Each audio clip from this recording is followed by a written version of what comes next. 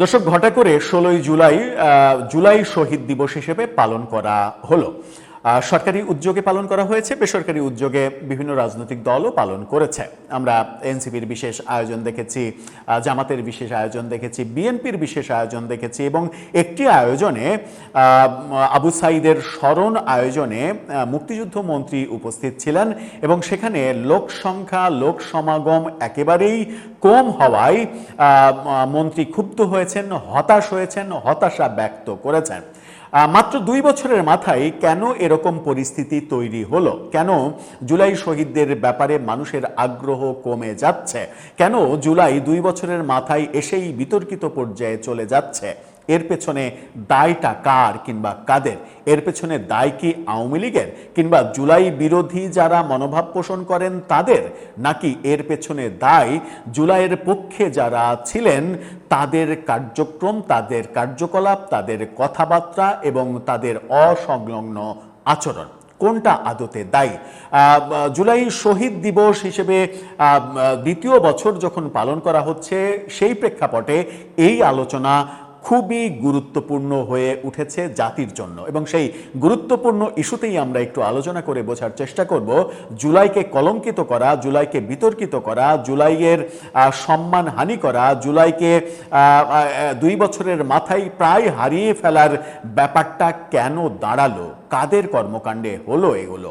চলুন একটু বুঝে ওঠার চেষ্টা করি। এই ভিডিওতে থাকবেন পলিটিক্স টিভির নিয়মিত আয়োজনে।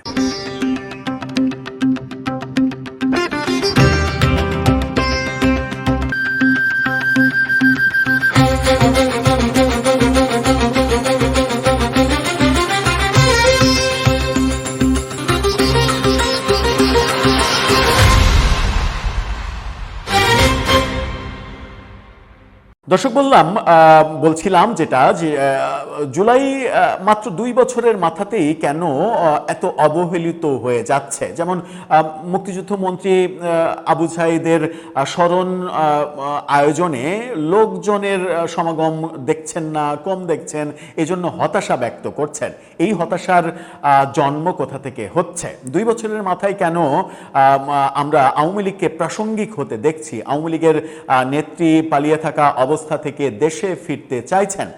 তিনি যখন ওপেন ঘোষণা দিচ্ছেন ডিসেম্বরে দেশে ফিরবেন, তখন তো এই প্রশ্ন আসছে যে তাহলে মাত্র 2 বছর হলো যার পতন হয়েছে, 2 বছরের মাথায় তিনি এত সাহস সঞ্চয় কোত্থেকে করলেন? কিংবা আওয়ামী লীগ বাংলাদেশে প্রাসঙ্গিক হয়ে উঠছে কেন? কেন আওয়ামী লীগের নিষেধাজ্ঞার বিপক্ষে জনমত তৈরি হচ্ছে? কেন আন্তর্জাতিক মানবাধিকার সংস্থাগুলো বারবার এই ব্যাপারে কথা বলছে? সেই প্রশ্নগুলো তো আসে। সেইটার দায় আসলে কাদের? কারা এই দায়টা নেবে? আমার মনে হয় যে এই ব্যাপারে একটা বিশদ আলোচনা দরকার এবং জুলাইয়ের মূল স্টেক হোল্ডার যারা রয়েছেন তাদের আমার মনে হয় যে অনুভব করা উচিত যে এই দায়টা কার কিংবা কাদের। যদি আমরা ঠিকঠাকভাবে এগুলো অনুধাবন করতে না পারি তাহলে কিন্তু 2 বছরে যেটা হয়েছে আগামী 3 বছরে এই ব্যাপারগুলো প্রায় হারিয়ে যেতে বসবে। এই ব্যাপারে চমৎকার একটা পোস্ট দিয়েছেন ফেসবুকে সিনিয়র সাংবাদিক আনিস আলমগীর। আনিস আলমগীর যখন এই ব্যাপারগুলো সমালোচনা করেন তখন আবার অনেকে তাকে ট্যাগ লাগানোর চেষ্টা করেন, এটা আওয়ামী লীগের দোসর, আওয়ামী লীগকে পুনর্বাসনের চেষ্টা করছেন।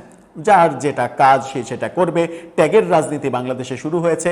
তবুও আনিস আলমগীরের এই লেখাটা ব্যক্তিগতভাবে আমার পছন্দ হয়েছে এবং জুলাইকে কলঙ্কিত করা কিংবা জুলাইকে বিতর্কিত করার পেছনে যে ব্যাপারগুলো মুখ্য হিসেবে উঠে আসবে সেগুলোই তিনি কম বেশি সেগুলোই তিনি তুলে এনেছেন তার ছোট্ট লেখায়। তার পোস্টে একটু দেখে নিন।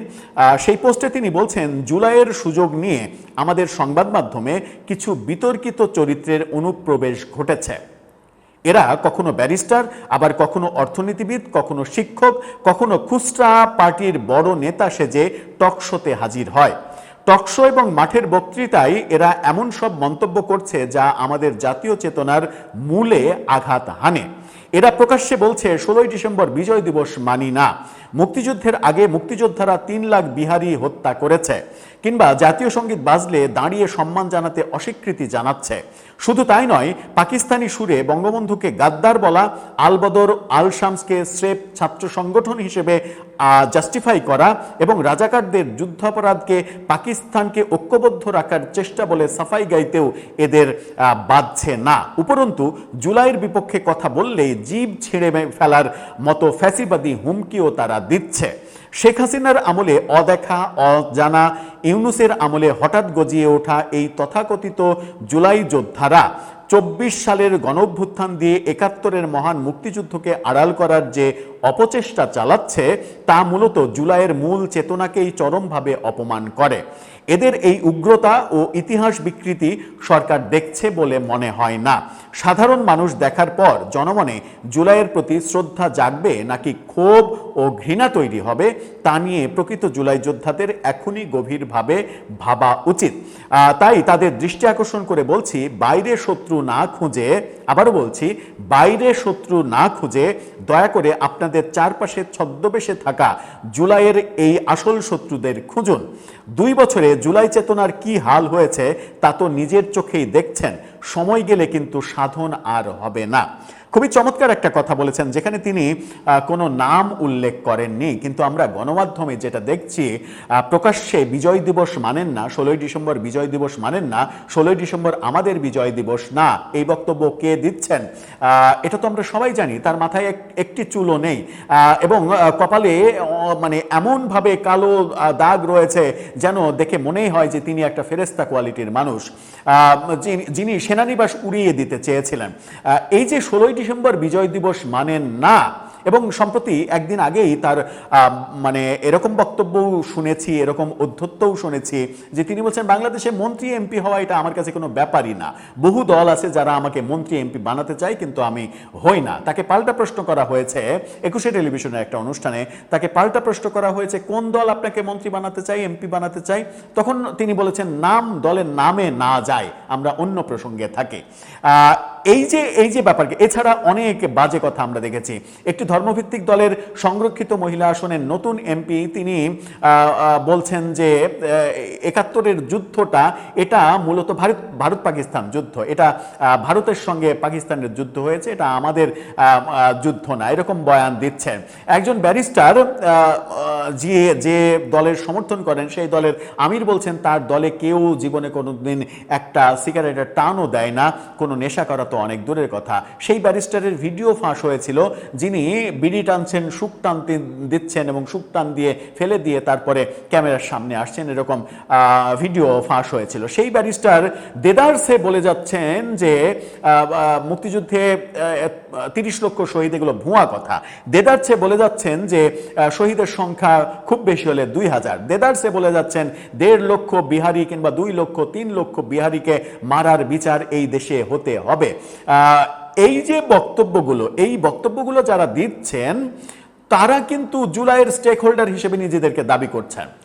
এই বক্তব্য, মুক্তিযুদ্ধ বিরোধী বক্তব্য যারা এ দেশে দিচ্ছেন তাদেরকে যদি জুলাইয়ের স্টেক হোল্ডার হিসেবে মেনে নেওয়া যায় তাহলে জুলাই কলঙ্কিত হবে, খুবই স্বাভাবিক। এই ব্যাপারে জুলাইয়ের সম্মুখ সারির যোদ্ধারা কি সচেতন আছেন?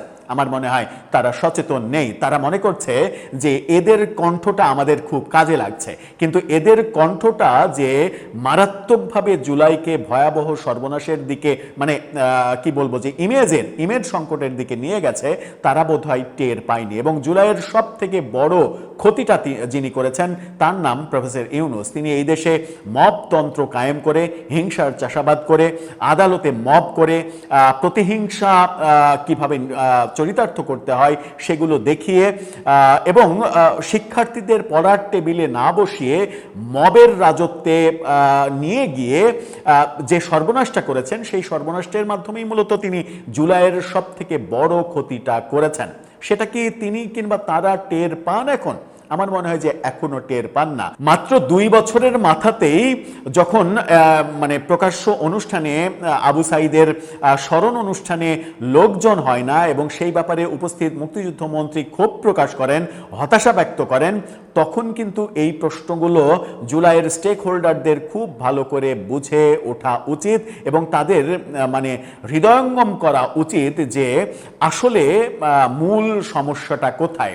যারা মুক্তিযুদ্ধ বিরোধী, মুক্তিযুদ্ধ বিরোধী বয়ান তৈরি করে, যারা 16ই ডিসেম্বর মানে না, যারা সেনানিবাস উড়িয়ে দিতে চায়, যারা মনে করে যে বিহারীদের হত্যার বিচার এখানে হতে হবে, যারা মনে করে যে বঙ্গবন্ধু মুক্তিযুদ্ধই করেনি, পাকিস্তানের আতিথ্যতা গ্রহণ করেছে, যারা মনে করে 72-এর সংবিধানের কবর রচনা করতে হবে, এই যে ব্যাপারগুলো, এই যে ন্যারেটিভগুলো, এই ন্যারেটিভের পক্ষে যদি জুলাই যোদ্ধারা কোনোভাবেই সমর্থন দেয় এবং এই ন্যারেটিভগুলো যারা তৈরি করছে এই সমাজে তাদেরকে জুলাই যোদ্ধা হিসেবে স্বীকৃতি দেয়, তাহলেই কিন্তু জুলাইয়ের সংকট তৈরি হবে এবং সেটা হয়েছে। অলরেডি সেটা প্রতিষ্ঠিত হয়ে গেছে। অলরেডি 2 বছর আগের যে স্বপ্নের আন্দোলন এবং স্বপ্নের বিজয়, শেখ হাসিনা সরকারের বিরুদ্ধে একটা ফ্যাসিস্ট তাড়ানোর যে বিজয়, সেই বিজয় কিন্তু অনেকখানি ভুলণ্ঠিত হয়েছে এবং এই কর্মকাণ্ডের কারণে 2 বছর যেতে না যেতেই আওয়ামী লীগ প্রাসঙ্গিক হয়েছে দেশে এবং শেখ হাসিনা বীর দর্পে ঘোষণা করছেন ডিসেম্বরে তিনি ফিরে আসছেন। দর্শক, আপনার কাছে সেই প্রশ্ন উত্তর জানিয়ে লিখতে পারেন আমাদের কমেন্ট বক্সে।